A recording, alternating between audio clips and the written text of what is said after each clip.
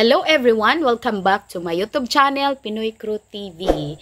So, maraming salamat po sa lahat ng mga nanood at nag-comment at saka nag-subscribe sa aking channel. Kunting-kunti na lang po ay aabot na tayo ng 2,000 subscribers. So, maraming salamat po. So, ngayon, ang gagawa natin naman ng comment ay itong tungkol sa kay Filmar at saka kay Habibi, yung isang social media influencer na Bisaya. So, naisip ko siyang gawa ng reaction kasi nauuso pa naman ngayon yung lock, 'di ba? Nalalak pag nag-ano. Tapos marami ang nagsasabi na hindi nalalak kapag mag-asawa ang naggaganon-ganon. Sa Bisaya pa, ang mag-ana-ana, hindi naglalak. Naglalak lang daw kung ito ay sa iba ginagawa or sa mga, mga other women. So, naisip ko lang na gawan ng reaction kasi nung nakita ko yung video, makikita doon na meron naman talagang nangyaring hawakan. Pero, ang sabi ni Habibi, ito yung kanyang pahayag na wala daw. So, pakinggan natin siya. Gani mo gunit sa iya, wala ang gina kong himuha. Mismo gani mo gunit sa iya, wala ang gina kong himuha. Okay, so, yun ang kanyang sabi na nandun sila, nagkainuman, lasing siya, lasing din si Filmar na yung boyfriend or tawag nito, fiancé na ni Andy Eigenman na taga Siargao, na hindi daw niya hinawakan, nag-ano lang daw sila nag-usap, pero makikita sa video na hinawakan niya, na hinawakan na siya kamay sa braso. Yun ang kanyang sinabi. So, marami ang kumakampi sa kanya kasi influencer din siya. Marami din ang kumakampi dun sa kabila kasi nga may pamilya na yun. So, kung marami ang nagsasabi na kapag ikaw ay pamilyadong tao, dapat nasa bahay ka na. Pero, may nagsasabi din na baka ginawa din yun ni Filmar kasi nga mga influencer sila para mapag-usapan, para views. So, kung may mga mag-react, may manunood, so mapag-usapan sila, both sa kanila ay tawag nito, makikinabang. So si Habibi, makikinabang din siya kasi maraming manunood, maraming views, so syempre pera na yon. At saka sila Filmar din ay influencer din, sila ni Andy Eigenman din mapag-uusapan. So yun ang opinion ng ibang tao. So meron tayong nakitang tawag nito, comment ng nandoon yung kanyang Facebook account ba to or Instagram. Ang pangalan niya ay Mil na napakaraming E. So, ang sabi niya na sinasabi niya na saw this girl that night at Siargao Beach Club. She's wearing black top and she's persistently clinging to Andy's boyfriend. Super lapit lang namin din si Filmar. Super lasing na, super clingy na si girl. Yun ang sabi. Tapos sabi ito, siya talaga lumapit that night and Filmar super lasing na, sayaw lang ng sayaw siya.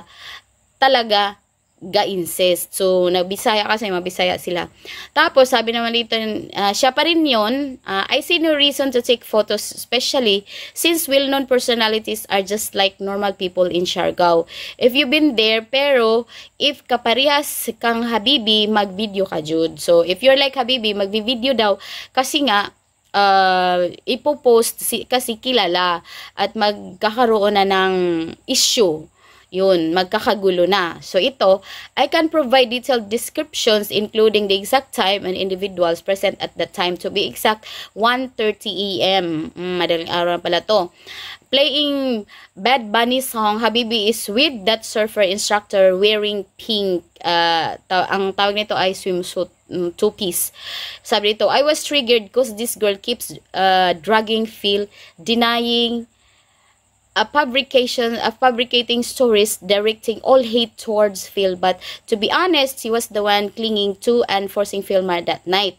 So Phil is having fun with his friends that night, and then this Habibi approach tries to hold Phil's cheeks and hands, but Phil tries to walk away because he's drunk while dancing duck dance. So yun ang sinabi ng isa sa mga nandun.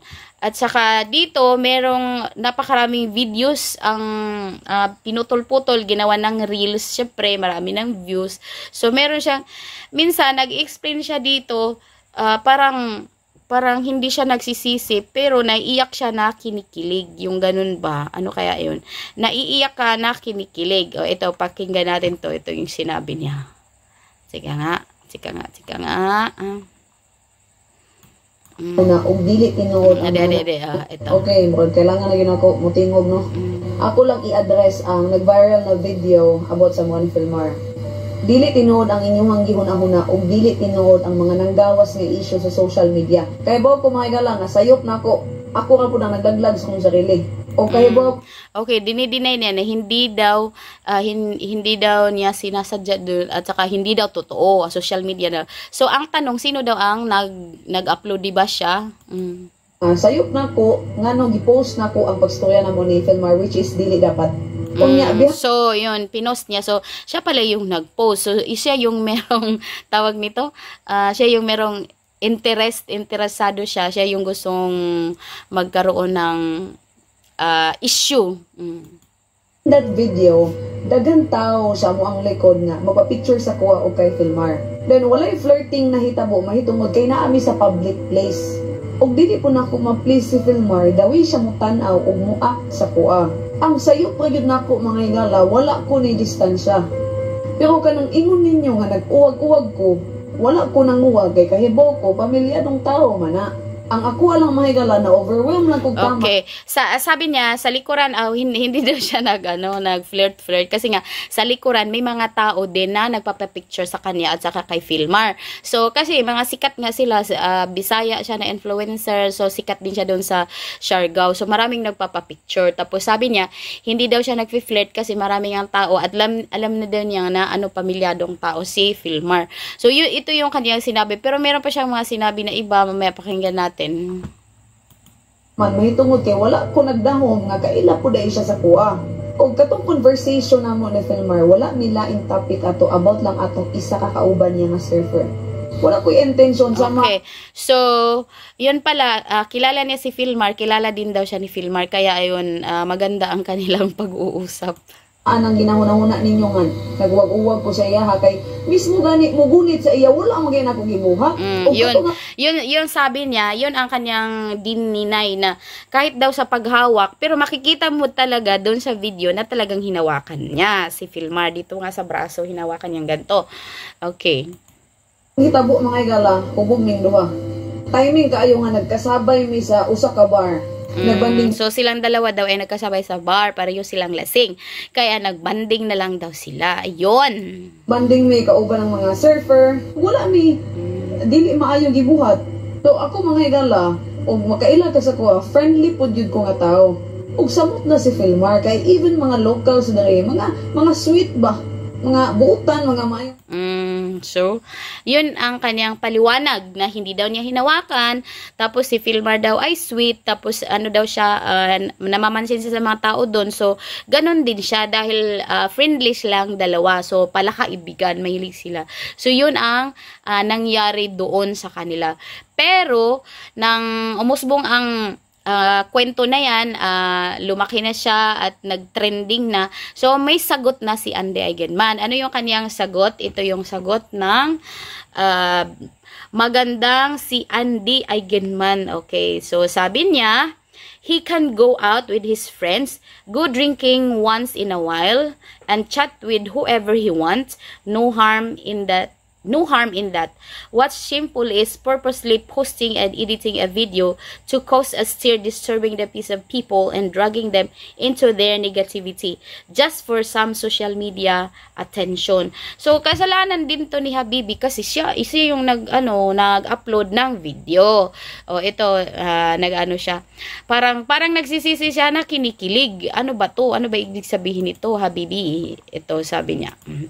Pakinggan natin ha. Nase. Hindi ganahan, mapunta noon. A few moments. So, yun na nga ang kanyang pahayag na sabi na hindi niya hinawakan. Pero sa totoo lang, makikita sa video na hinawakan niya. Pero hindi rin natin pwede siyang husgahan kasi baka gusto din lang niya ng video na nandun si Filmar para syempre malaki ang views. Pero again, Hindi po tayo pwedeng manghusga kung ano siya. Though marami nagsasabi na ganun nga siya. At saka, ang sabi ng iba na ang lalaki daw kapag meron ng mga asawa, meron ng mga anak, hindi pa naman asawa, may pamilya na at mga anak, dapat sa bahay na lang. Kayo na lang ang mag-iinuman kasama ang yung mga asawa or yung mga pamilya, yung mga girlfriend, yung ganon. Para wala nang mangyaring ganito. Pero hindi maiiwasan kasi nga mga social media influencers sila.